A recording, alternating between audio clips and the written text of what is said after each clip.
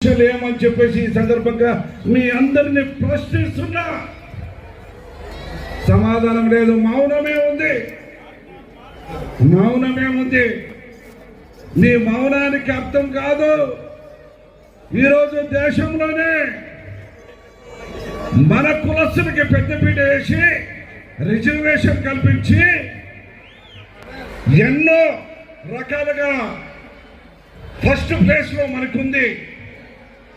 అలాంటప్పుడు దాన్ని ఎందుకు సద్వినియోగం చేసుకోలేదని మీ అందరినీ నేను ప్రశ్నిస్తున్నా.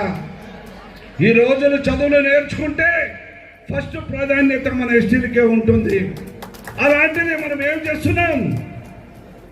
కట్టెలు పెట్టి కుండల్లో సరాయి వండుకుంటున్నాం. అవునా కదా? అది తప్పు.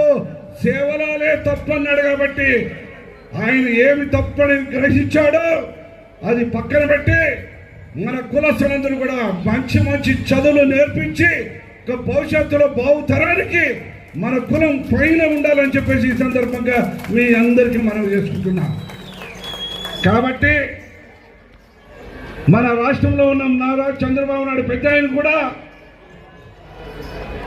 బంజారా కులస్తులు బాగుండాలి, వాళ్ళు అన్ని విధాలుగా అభివృద్ధి చెందాలని ఎన్నో పథకాలు పెట్టి, అదేవిధంగా ఈరోజు జయంతి కోసం 50 లక్షల రూపాయలు కేటాయించి పండుగగా జరుపుకోవాలని చెప్పేసి ఈరోజు పెద్ద ఆయన చెప్పాడు. కాబట్టి ఆ పెద్ద ఆయన కూడా బంజారా కులస్తులందరూ కూడా కృతజ్ఞతలు, ధన్యవాదాలు. మీ తరఫున అందరూ ధన్యవాదాలు పెద్ద ఆయనకి జరుగుతున్నా.